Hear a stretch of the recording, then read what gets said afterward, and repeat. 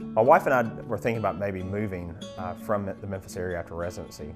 And when I got done with school, St. Jude actually called me and said, hey, would you be interested in being interim at St. Jude for a couple years? And so I agreed. That I thought, hey, that'd be kind of fun to do, work with kids.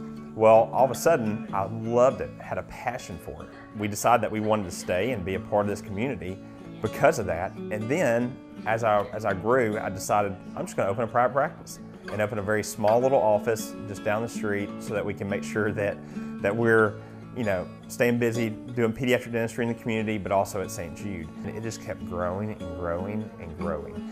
And we have now been able to develop into a bigger office in Carterville. We decided, hey, let's go on in Midtown. We have a lot of families who are requesting us to come to Midtown. And now, most recently, I have lots of patients that come from Arlington. And so families have been requesting, when are you gonna come to Arlington? When are you gonna come to Arlington? And we just decided, hey, we might as well go out there as well. And as long as we can give incredible service with quality, then we'll continue to do this. From the time you walk in the door, our scheduling system on the computers, to how we take x-rays, the way we do safety for our patients, the way we do our sterilization, everything is very tailored towards how do we make the best experience possible for the safety of the family, safety of the kid. And I feel like when you come into our office, you're not gonna get a better experience. So very early on in my practice, I realized that I can't do this all alone. I have to have a team of people around me and surround me that are the best, most capable people.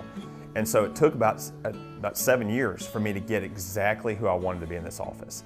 And when we finally got it, I mean, we are so good at what we do. My staff are incredible. I mean, they're so professional. They love the kids. They love being with the kids. They're very informative to the patient and the parent. They can talk on the kids level. They can talk at the parents level. And that is an incredible gift. About 10 years ago, I had a revelation that I needed help.